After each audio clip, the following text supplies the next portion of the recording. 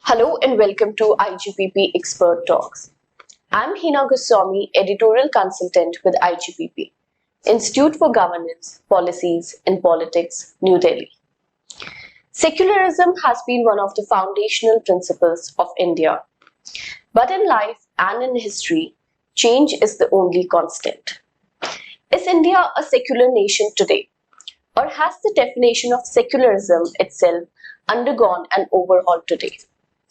To help us find answers to these questions, we are joined by an eminent scholar of modern Indian history, Professor Aditya Mukherjee.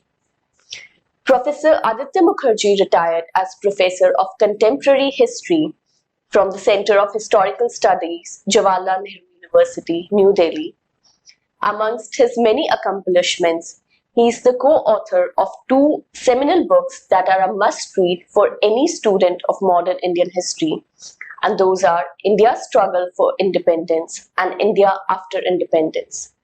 Welcome to IGPP Expert Talk, sir. Thank you.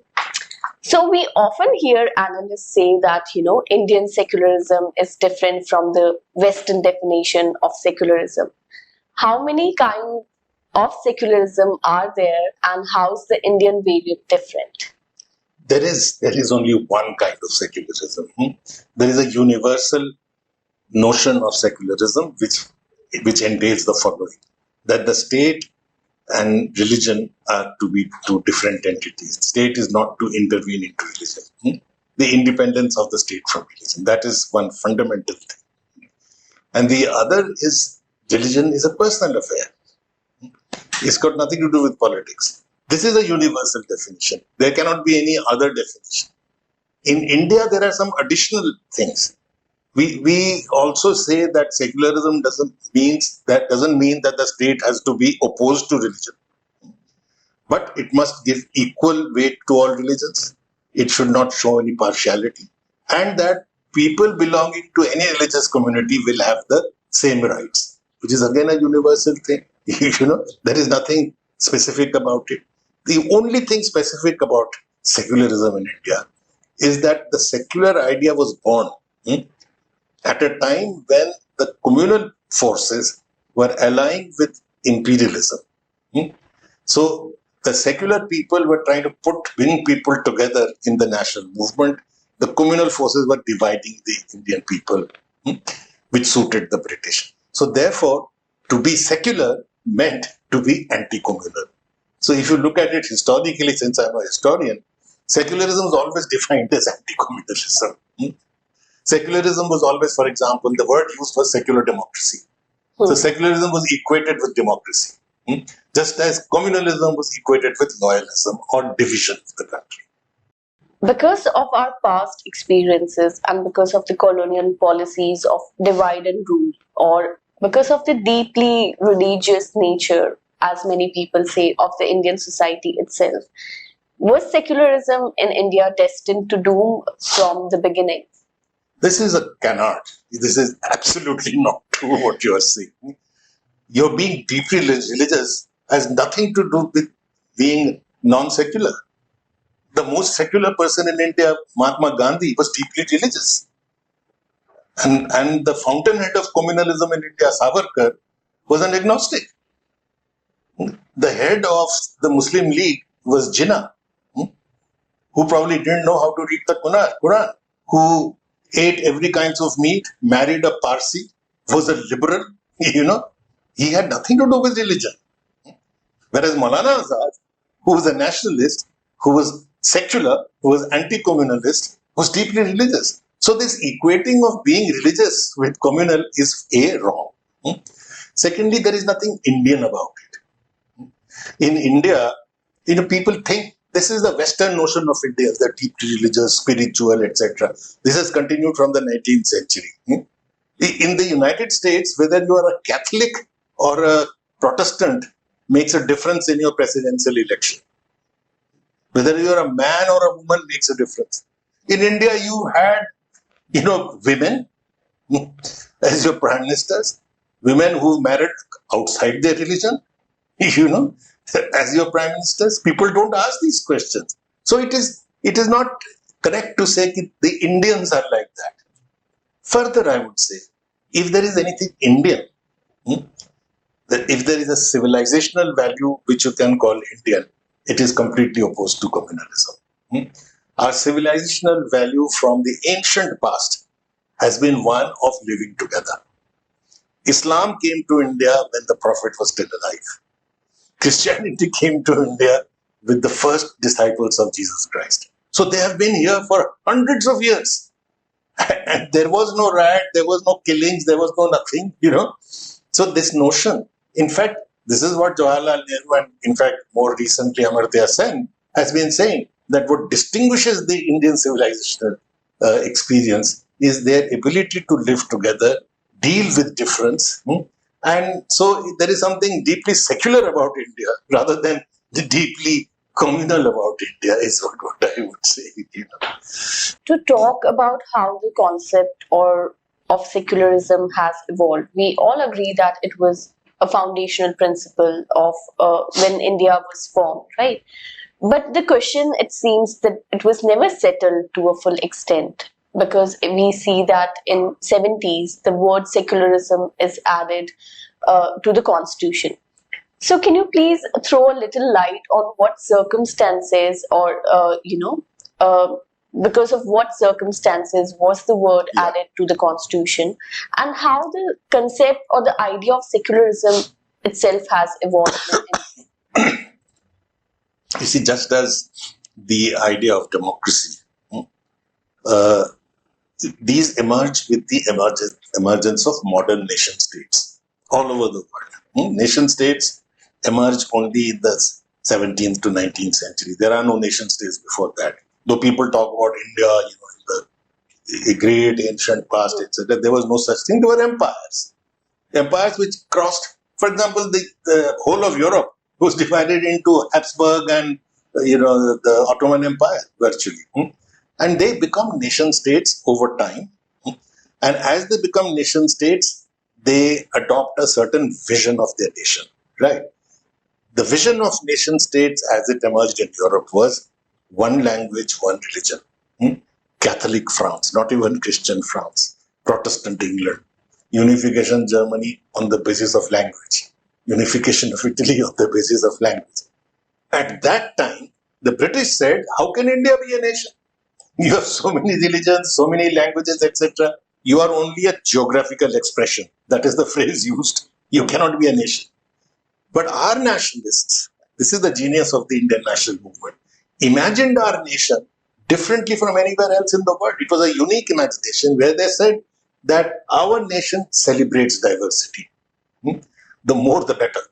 As many religions, as many languages, etc. So the greatest Tamil poet, the greatest Bengali writer would also be the greatest nationalist. They were not fighting with each other, right? So this imagination that it will be a democracy, it will be secular, but this imagination didn't come from thin air. As I said, it reflected the civilizational value of the country. Why did it survive? Why did people take to it?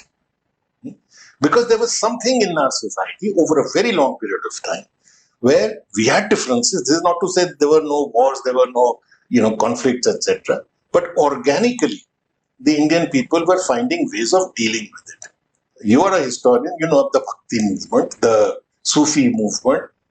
How did Buddhism come to deal with the differences in caste? So caste, religion, these differences were there, but Indian society was finding a way of dealing with it. And the national movement drew from that. What does Nehru draw from? Buddha, Ashoka, Akbar, Gandhi, Vivekananda. So there is a historical thing. They drew from it and projected a future nation state which will be secular and democratic. At the same time that this process started, the British started the opposite process, saying that you are not a secular state. Indians were never secular. They in fact divided our history into Hindu and Muslim.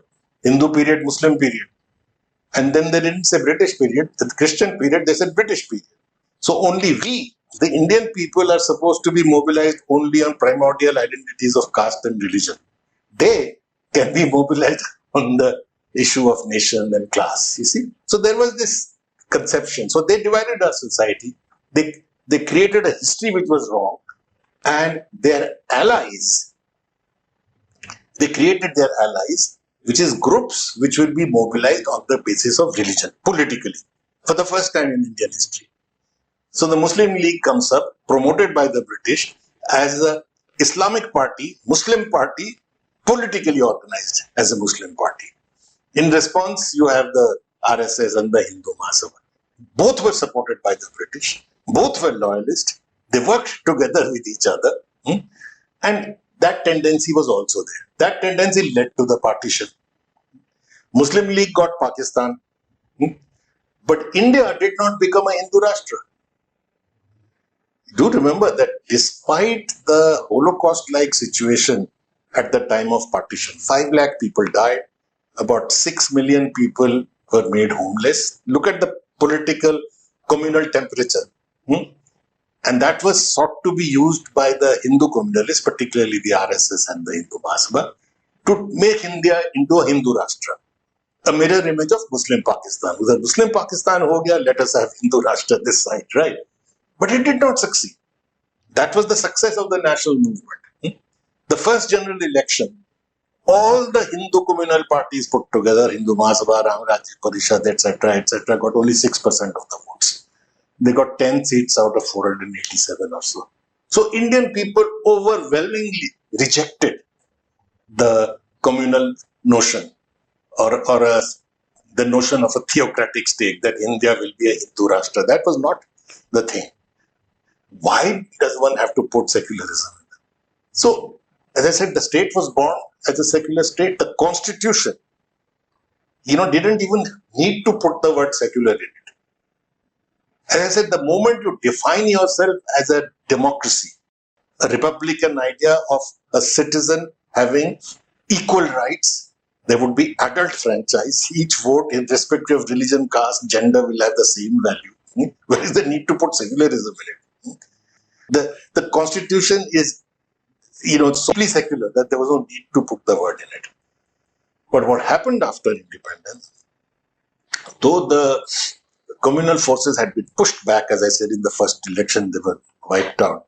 Over time, mainly through ideological work, through, for example, the RSS schools, the Saraswati Shishu Mandirs and other various, it's a long history of how they grew, these forces began to come up again.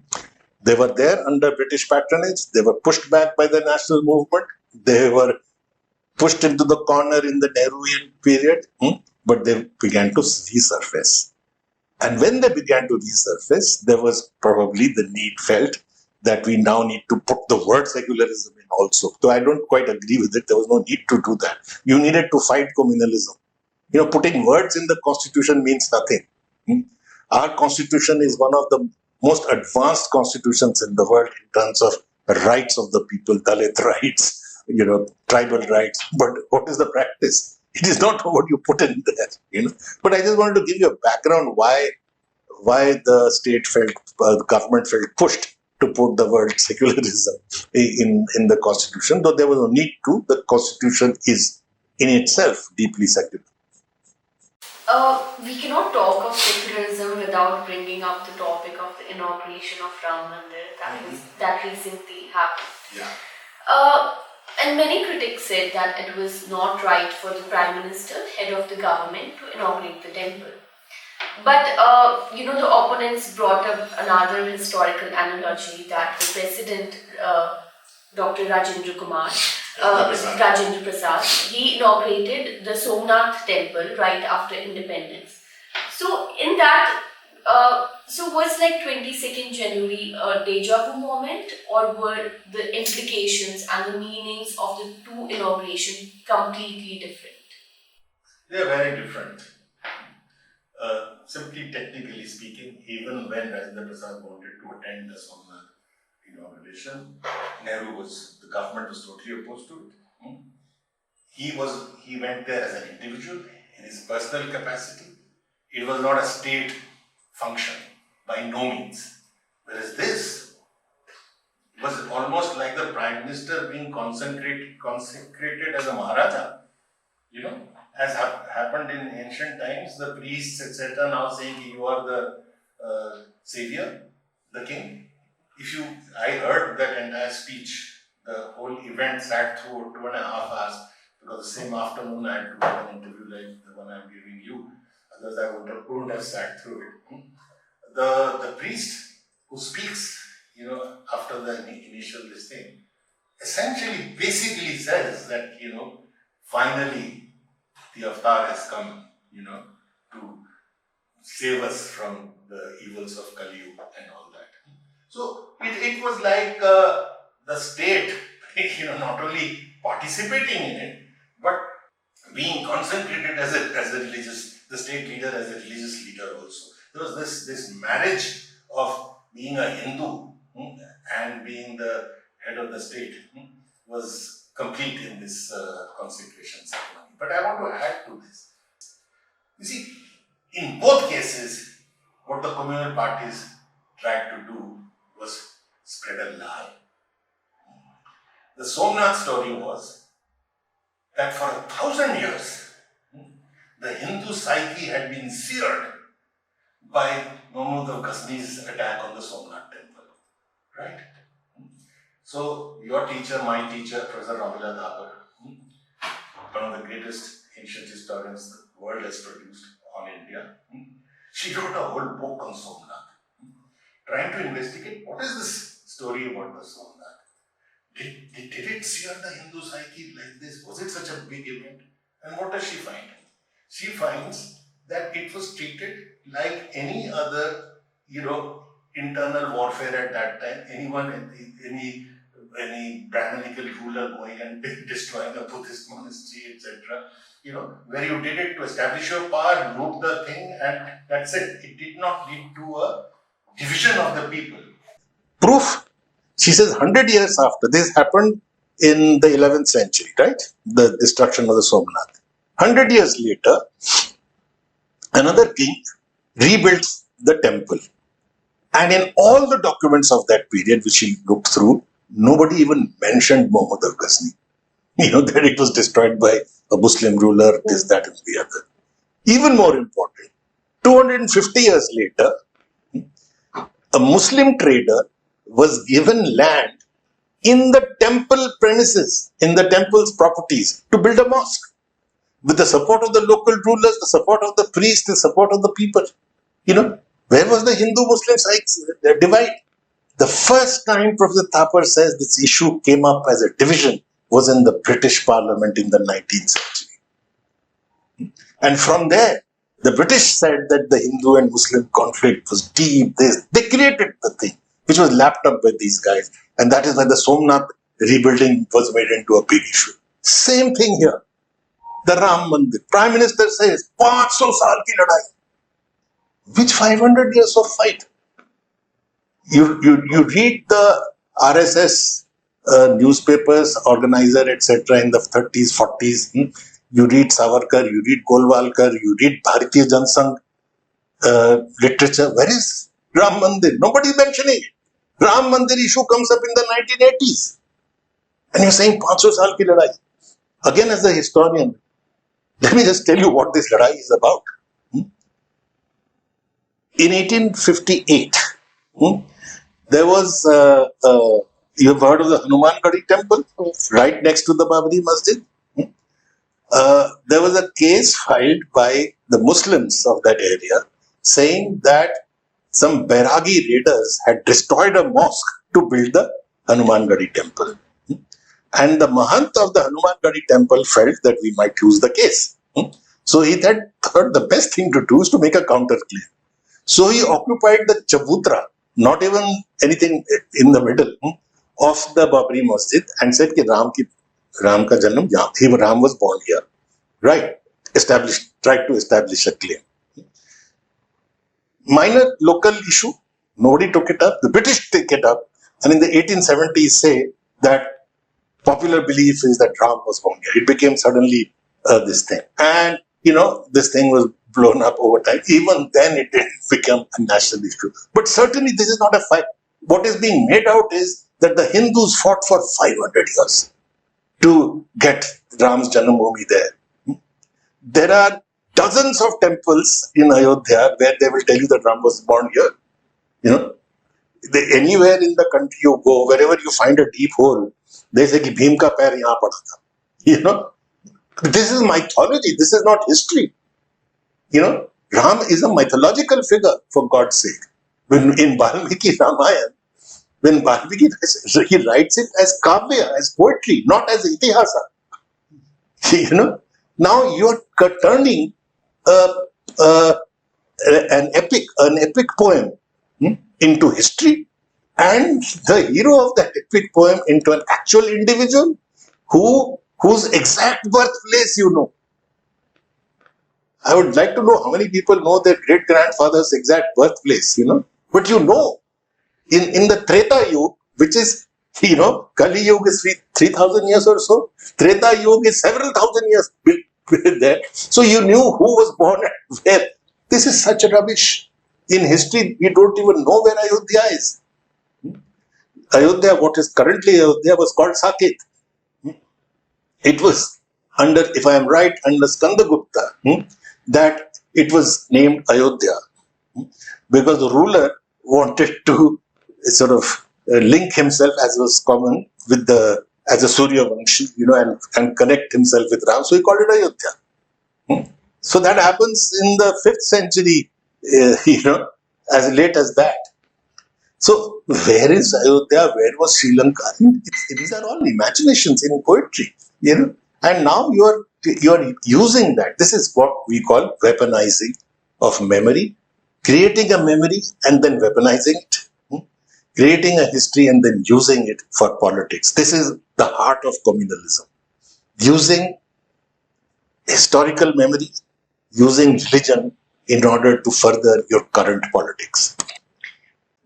One way in which the two events were different, that all of us this time felt like we were a participant. Whether it was because there was a holiday in your institution, whether because it was blaring on the TV news every day, that all the time that the temple was being inaugurated and it was monumental. So even if you did not agree with it, you were like a bystander, but you were forced to participate in one way or the other.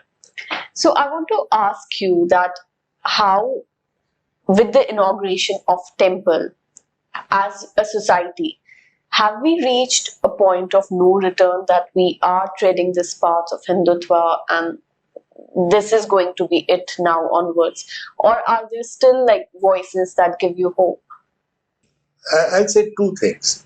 Firstly, you are right in saying that in this occasion we all participated. Then you corrected yourself by saying that we were all forced to participate. You see, it is not as if this vision of Ram and the Ram temple has captured the imagination of the Indian people, not by a mile.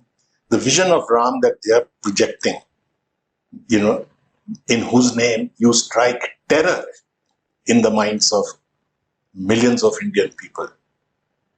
I mean, do remember that people who go and lynch, jump on the chests of old Muslim women, men, what do they shout? They shout Jai Shri Ram.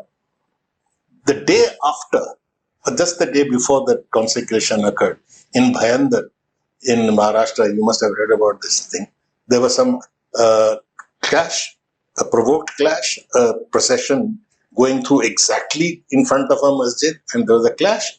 And then the bulldozers came and demolished, as is the norm now, the Muslim properties. The local BJP leader says, कि ये तुम लोगों के learn the lesson.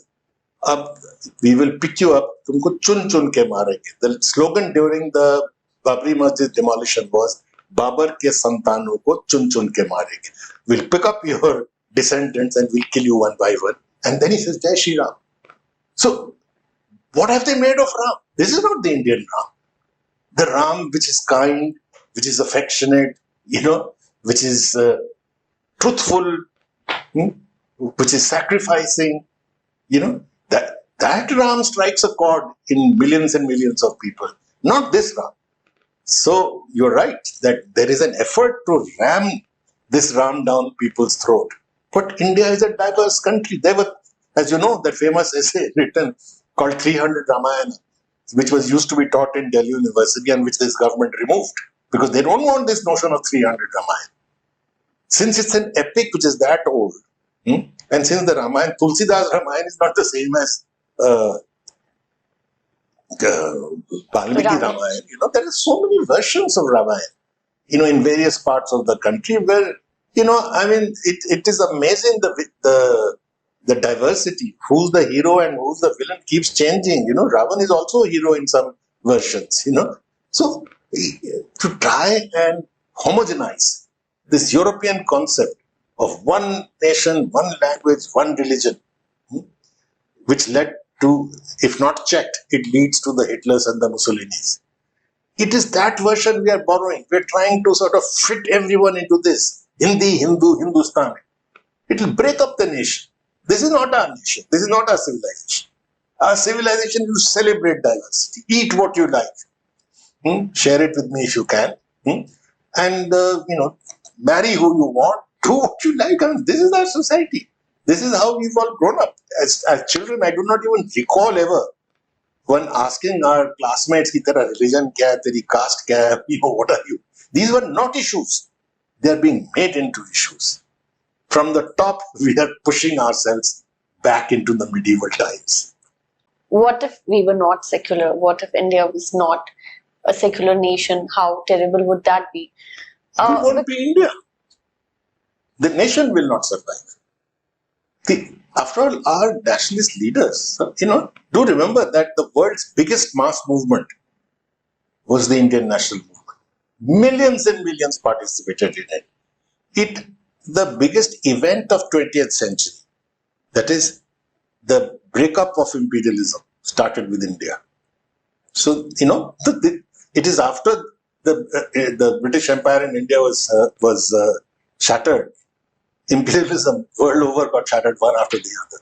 So it is a big event. And the leaders of these people were not stupid. They realized that the only way you can be a nation is if you are inclusive, if you are secular, if you are democratic. Repeatedly, Gandhi and Nehru said repeatedly, I can quote you Gandhiji 100 times saying that the idea of a Hindu Rashtra will be a disaster for this country. There will be nothing. Sardar Patel says so. It will be a calamity. Ambedkar says so. The tallest of our leaders understood that the only way this nation can survive is if we are inclusive, if we carry everybody with ourselves. You cannot, and the whole world knows this. You've heard of Gregory Stanton, who started the Genocide Watch, who predicted the Rwandan genocide. He says that the way things are moving in India, remember, we have 200 million Muslims in this country, equal to half a dozen European countries put together, is the size of the just one minority, 35 odd million Christians, another 35 odd million. Are you going to make them, into second-class citizens? Are they going to just accept it? You're pushing yourselves towards civil war. And what Stanton says is that if this tendency continues, India will witness the greatest genocide ever in human history. So this is serious stuff. It is not just another experiment. You're right. What will happen? It will be disaster. It won't be in India. Certainly, the country will fall apart. But at what cost? At what human suffering? The moment you begin to other people, when Germany othered the Jews, 6 million died. That 6 million is going to look petty when you're dealing with, over 250 million people, Thank you so much for joining us today, and thank you for giving us your valuable time. Thank you.